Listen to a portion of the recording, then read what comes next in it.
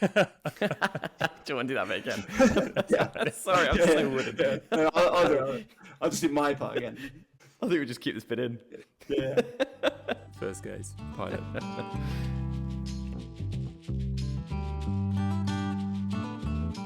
Well, hello and welcome to Reframing Education, the show exploring education with Christ at the centre. My name is Johnny Thomas. And I'm James McKinnell, and today's episode is aptly called Beginnings, given it's our first podcast, and we're really delighted to be joined by Mr. Will Mortimore. Will, thanks so much for joining us. Great to be here. Thanks for having me. Will, you've taught in the UK and overseas. You've been a classroom teacher, head of department, boarding house parent, and now you work in the area of educational reform with a particular focus on assessment systems. Today, given we're exploring beginnings and this is our first episode, we would love to hear a little bit more about all that you have been up to, your journey into education and how your Christian faith has shaped what you're doing now. So let's start at the beginning, Will. Let's take it back to when you first began feeling that pull of education in your working life. Was education always going to be the thing for you? When did it all begin?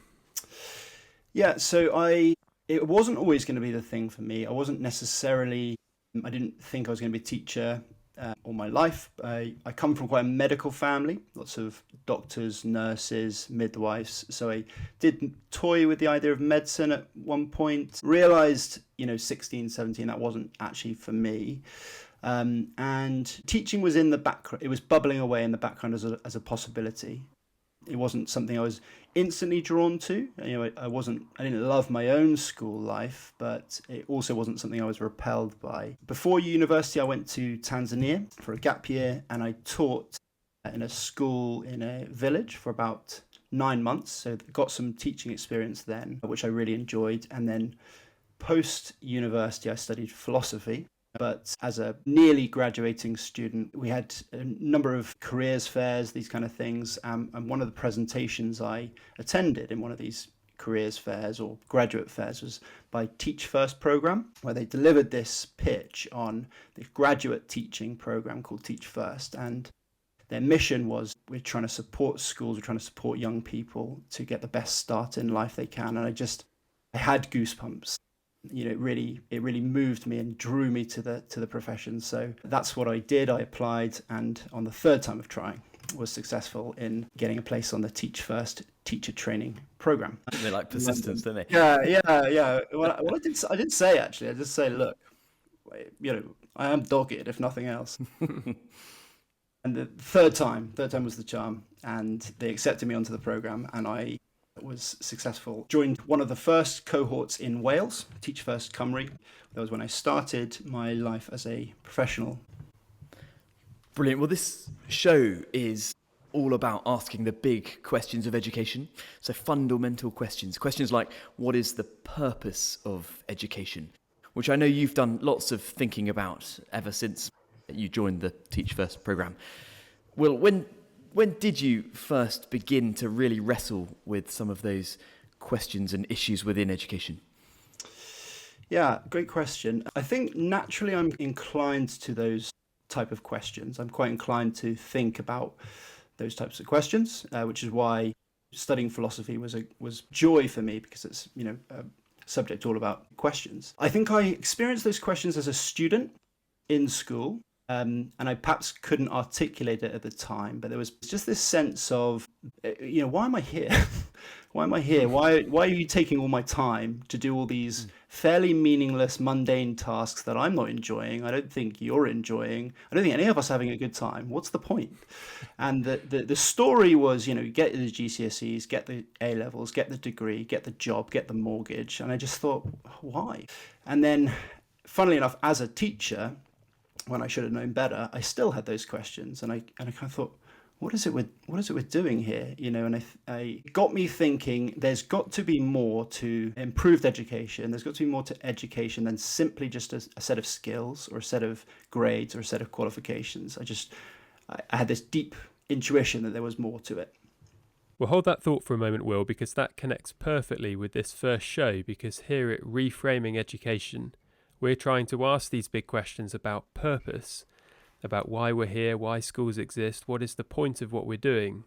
And we're specifically trying to open up a conversation about what Christ-centered education will look like within the UK.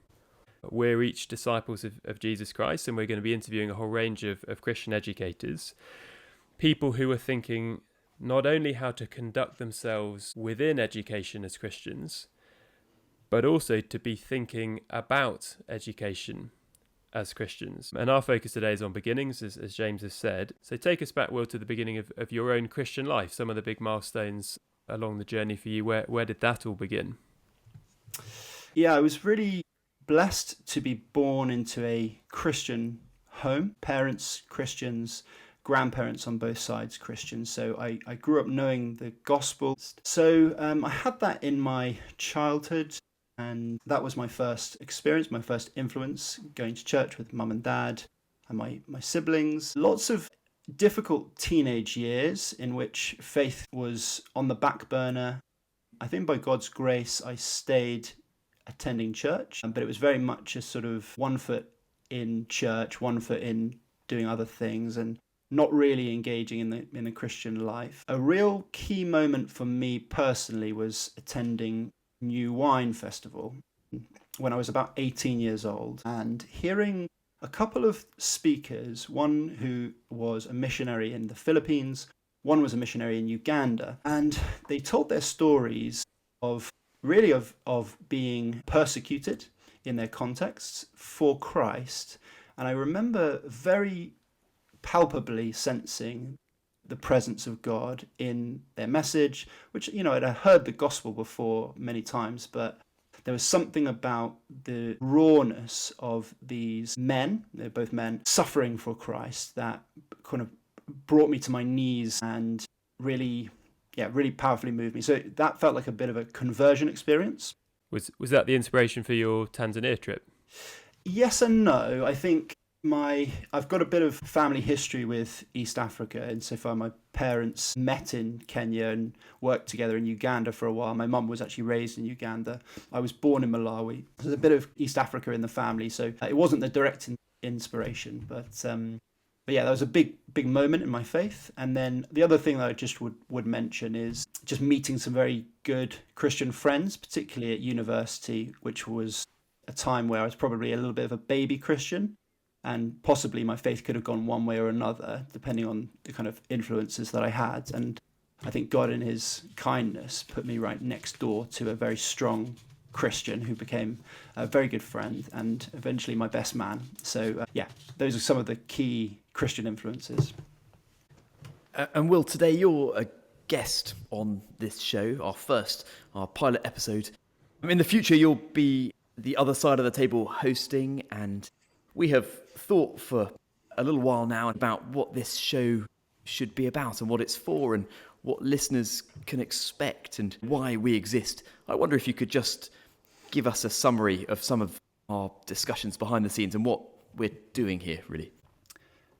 So this is the Reframing Education podcast, and we exist really to open up conversation about what it means to have a Christ-centered education here in the UK. What does that actually mean? What does it mean for Christ to be in the center? We want to learn from Christians and educators who think like us, but also who think differently to us. So we want to have a whole range of perspectives on what it means to have a Christ-exalting or a Christ-centered education.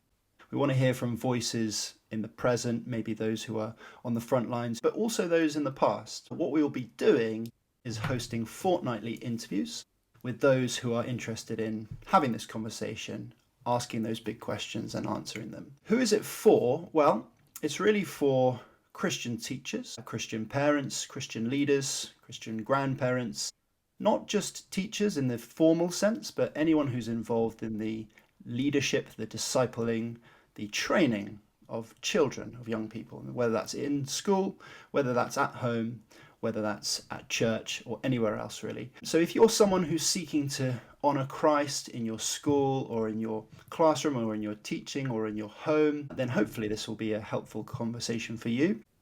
It might be that it inspires you to set up your own school. But if you're someone wanting to ask big questions about what education is for, this is really an invitation for you to join in that conversation. Oh, Will, final question is the good book and a good book. Give us a passage of scripture that's encouraged you as you've thought about education, and share with us a book that has particularly shaped you that you'd love to point our listeners to. Yeah, great. Thank you, Johnny. So, a passage from scripture that has influenced my thinking and I've reflected on it quite a lot is Deuteronomy 6, verse 4 to 9. So I'll just read it, actually. Moses has given the Israelites the 10 Commandments, and as well after this, he gives this famous Shema, this famous prayer. So this is verse 4. Hear, O Israel, the Lord our God, the Lord is one. Love the Lord your God with all your heart and with all your soul and with all your strength. These commandments that I give to you today are to be on your hearts. Impress them on your children. Talk about them when you sit at home and when you walk along the road and when you lie down and when you get up. Tie them as symbols on your hands and bind them on your foreheads. Write them on the door frames of your houses and on your gates. And I think it's a passage that has stayed in my head while I've been thinking through specifically what it means to have a Christian education, because it's really about that ongoing conversation between generations about who God is, what he has done, what he is like, and particularly that verse 7, impress them on your children.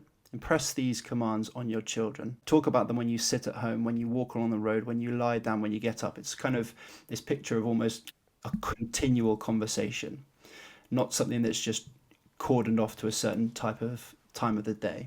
That would be my influence from scripture. A book that has particularly influenced me is a book by an educator, a writer in America called E.D. Hirsch. The book is called The Schools We Need and Why We Don't Have Them. I read this early on in my teaching career when I had been influenced by some sort of rogue educational thinkers who were kind of talking against what was the orthodoxy of my teaching training. And E.D. Hirsch was a name that kept coming up again and again and again, and this book in particular.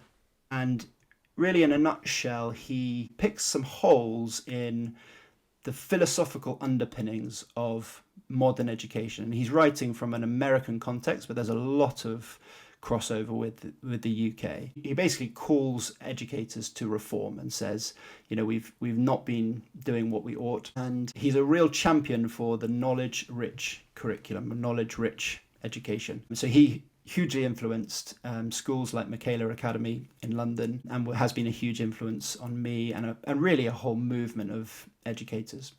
Let's take the last one first, Will, the E.D. Hirsch book. That was something of a sort of heretical perspective when we were all doing our teacher training, and some of these different outlooks on what should be going on in schools and education were quite divisive. Did you feel that those tensions in those early years of your teaching? Were you reading that in a brown bag, or what was going on? Yeah, I did. To be honest, that's exactly how it felt. It felt heretical.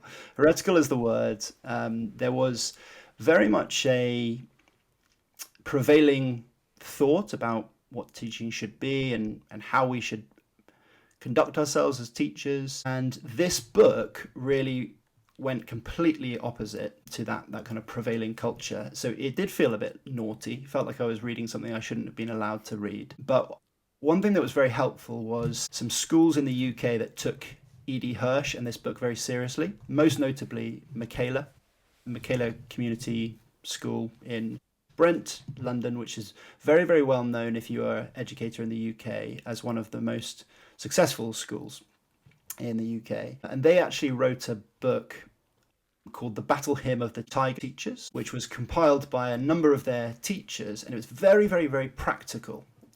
What do we do about detentions? What do we do about homework? What do we do about behavior management in lessons? What do we do about this? Extremely practical book, and very Hirschian, I would say, in their approach. Very much knowledge rich, no nonsense, academic rigor, and it was the Bible of my teaching training. It was the most useful book for me. To get to your question, I very much was aware that it was an unorthodox approach that I was taking. Thinking of unorthodox approaches, I don't know if this is unorthodox at all, really, these days, but it's worth just saying before I launch into my question that all three of us are in different sort of sectors of education, but you have taken the decision, Will. You've got 3 small children and one on the way, so it's not a quiet life. But to homeschool your own children, have some of these books played into that decision? Is that something that's made you think more, not just about education more broadly in the UK, but the way that you marry up, your good book, impress these things on your children, and then this knowledge-rich curriculum? You've got to that conclusion and feel that is the right option, clearly, for your lot. How did you get to that point? Yeah, great question. I think it was a long, slow burn to reach a point where we decided we wanted to home educate our children. We're quite early. We're at the beginning of the journey because we've got 3 young children, 4th on the way, but only 1 is school age. So even though I've been thinking about these things for some time, the rubber has only hit the road in the last couple of years. But I think I would say I really have always loved learning and loved the process of learning, and found it to be a really joyful and joy-bringing experience. I think part of what drew us to home educating was just that, wanting to be part of the fun, because learning can be so fun and is such a joy, and not wanting to miss out ourselves as parents. So that was part of it, and part of it was I think wanting to instill some of the principles that I found in writers like Edie Hirsch and in schools like McKinnell that I wouldn't necessarily be shared by the education system around me. And have you brought in the McKinnell detention system into your into the homeschool yet? It's a very, very apt question. Particularly with my 3-year-old daughter. No, but good suggestion, Johnny. And one of the things that we lovely here is, the 3 of us, as James said, we've all taken different options with our own children. We've all taught in a real variety of different schools in the UK, schools overseas, day schools, boarding schools, state schools, independent schools. And one of the things we want to be exploring and modelling is the fact that Christians can take different perspectives on lots of these things, and we can learn from one another, we can listen to each other, we can weigh things up. And we want to be opening up conversations on these questions rather than closing them down. And it's been a joy to begin that process today. So good. Will, thanks again so much for joining us. You're so welcome. It's my pleasure.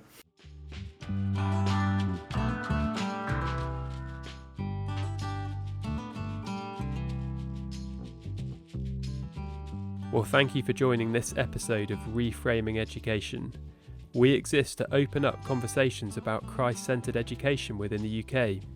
We hold fortnightly interviews to inspire and equip educators and parents and leaders as we explore the big question, what is the point of education? And so follow, like, share, leave a review. It all helps grow the conversation. Check out the show notes for other ways to support and connect and for reading material.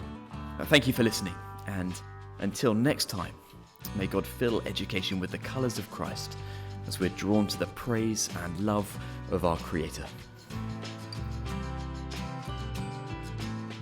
I knew it was my line, I just couldn't. I panicked. Okay, give it a second. One day we'll have an outtakes or something, and this will be gold. Blooper reel. Johnny, I'm wondering if we're now too short. Maybe, but we could just slow it down. Yeah, play it at half speed. Play it at half speed.